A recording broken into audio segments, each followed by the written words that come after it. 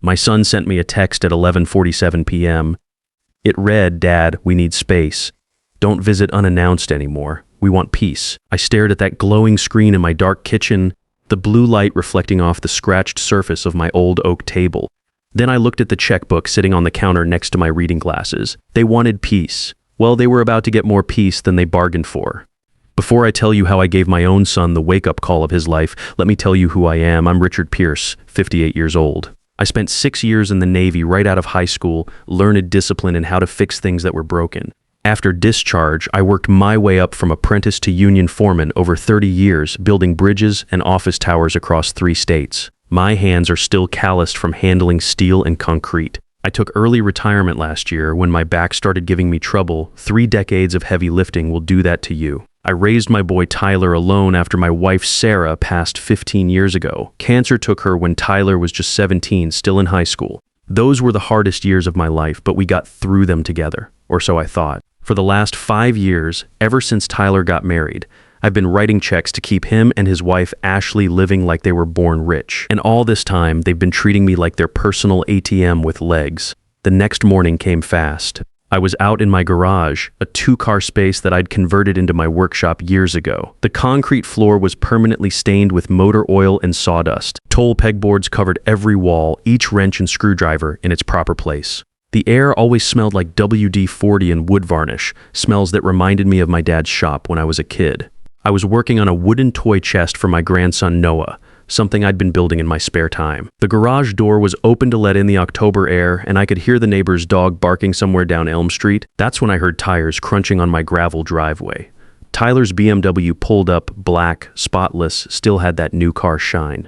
The one I'd helped him buy 2 years ago with a $15,000 loan he'd never paid back. He stepped out wearing one of his expensive suits, the charcoal gray one I'd bought him for job interviews. His shoes probably cost more than most people make in a week. He walked into my garage like he owned the place, barely glancing at the toy chest I'd been sanding.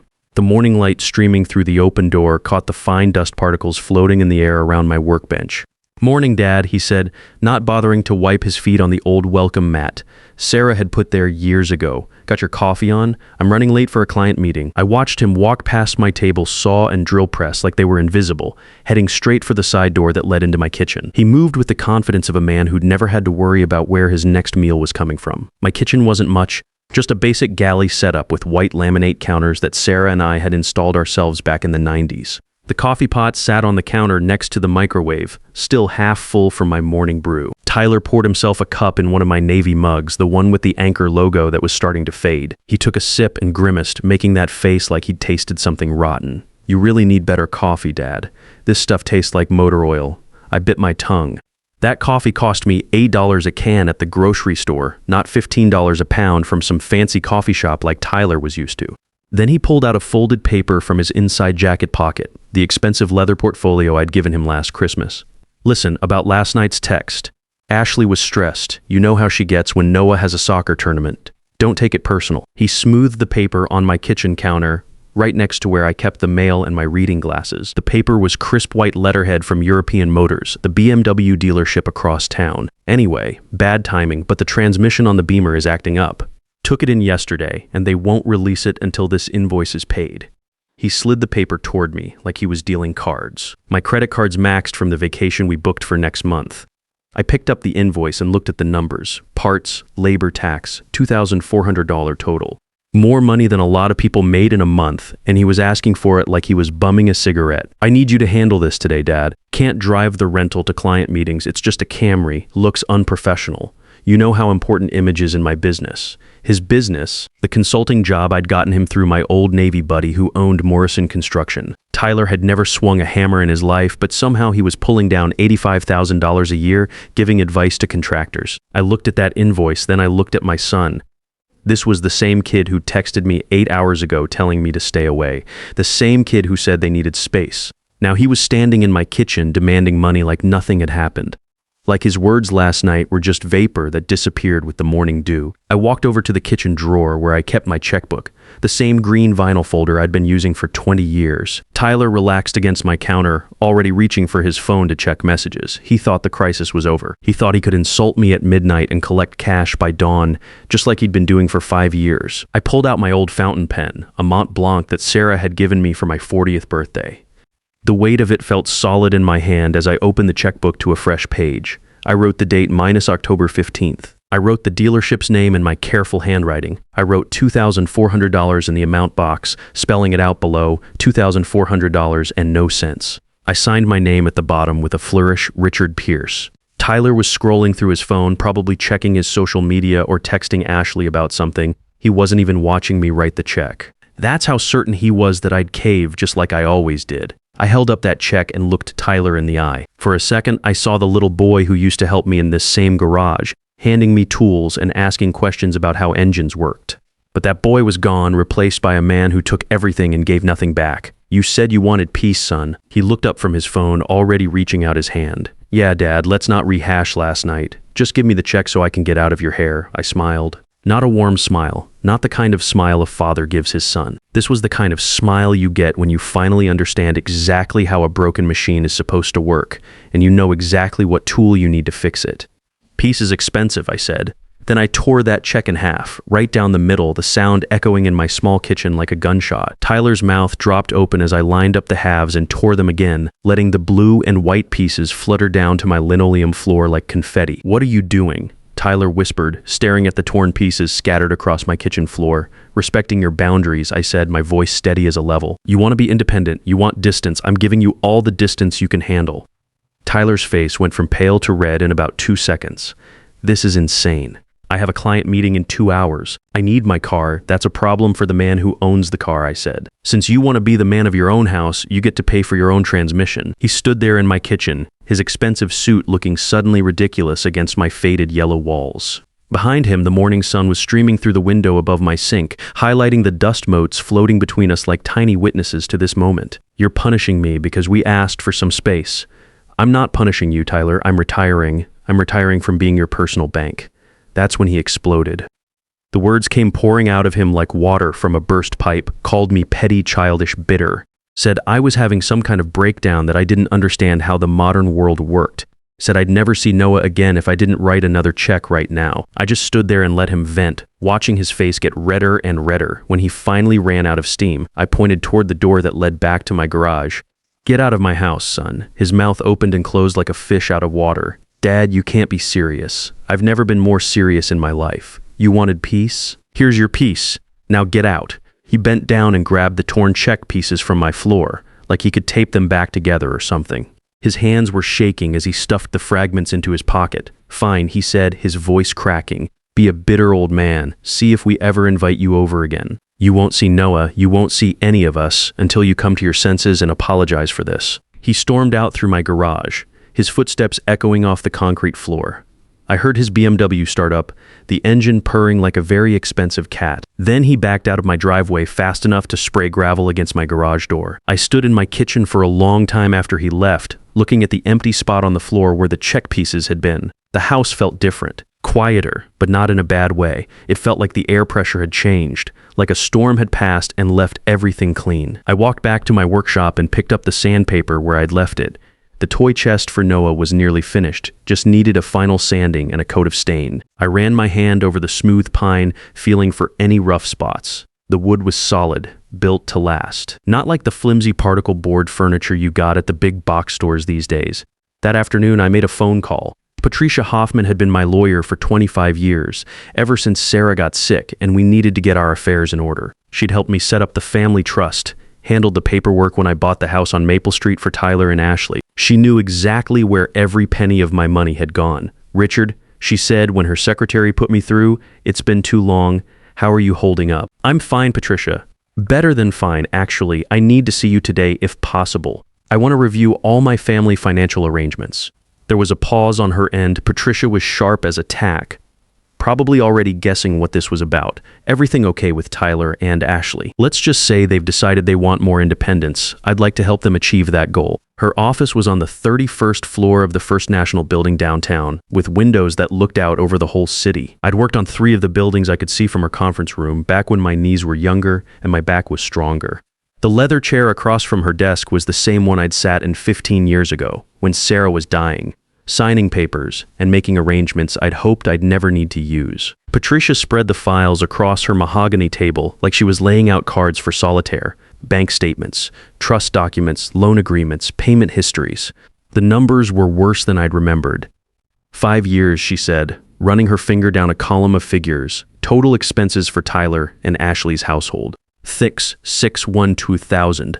I whistled low that much. Mortgage payments, property taxes, insurance, utilities, car payments, credit card debt, private school tuition for Noah, country club membership, vacation expenses. She flipped through the pages, plus personal loans that were never repaid. Another $47,000. She pulled out a separate folder. The house on Maple Street is owned by your family trust. Tyler and Ashley are listed as resident beneficiaries, which means they can live there at your discretion. They have no legal claim to ownership.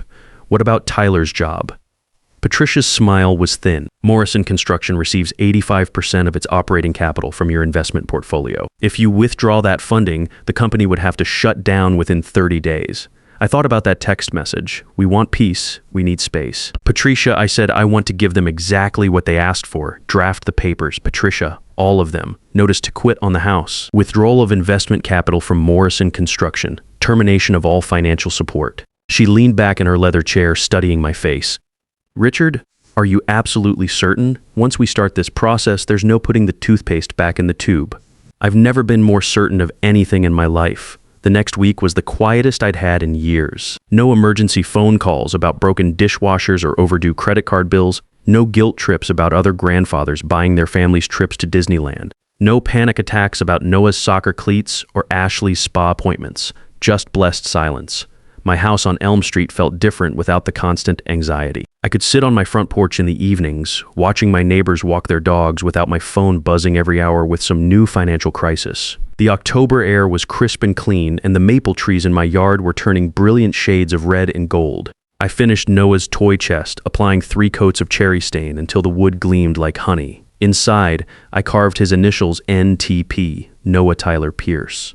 Whatever happened between his father and me, that boy was still my grandson, and someday he'd understand that everything I was doing was for his future. I started reading again, something I hadn't had time for in years. Picked up a biography of Harry Truman from the library, a man who knew something about making tough decisions. I cooked real meals instead of grabbing drive-thru on the way to whatever crisis Tyler had manufactured. For the first time in 5 years, I wasn't walking around with that low-level stomach ache that comes from constant worry. Meanwhile, the legal machinery was grinding into motion. Patricia's office was processing papers with the efficiency of a military operation. The eviction notice would be served on Friday. Tyler's boss at Morrison Construction would receive the investment withdrawal letter on Monday morning. I'd timed it perfectly, a 1-2 punch that would hit them when they least expected it. Friday afternoon, my phone rang. The screen showed a picture of Noah that Ashley had sent me months ago, but I could see it was her number calling. "Hi, Dad, Richard," she said in that sing-song voice she used when she wanted something expensive. "We haven't heard from you all week. Everything okay? You're not sick or anything, are you?" Ashley was 29, blonde, and pretty in that high-maintenance way that required constant trips to salons and boutiques. She'd grown up middle class in Kansas, but had bigger dreams than her parents' modest ranch house could contain. Tyler was her ticket to the lifestyle she thought she deserved. "I'm fine, Ashley. Better than I've been in a long time." "Oh, good. That's such a relief." "Listen, we're finalizing plans for Noah's 9th birthday party next month. We found this incredible venue, Adventure Zone with laser tag and rock climbing walls. All his friends from Riverside Academy are coming." Riverside Academy, the private school where tuition costs more than most people's cars. "The thing is," she continued, "the deposit is due today, and we need about $3,000 for the whole event. Can you transfer that to our checking account this afternoon? The party planner needs confirmation by 5 p.m. I looked out my kitchen window at the bird feeder Sarah had hung from the oak tree. A cardinal was perched there, bright red against the autumn leaves, completely focused on cracking open a sunflower seed. "I already took care of Noah's birthday gift," I said. "Oh, wonderful. I don't see any transfer in our account yet, though. Did you send a check?" "No, I put $5,000 into a $529 education fund in his name. It's locked away for college expenses."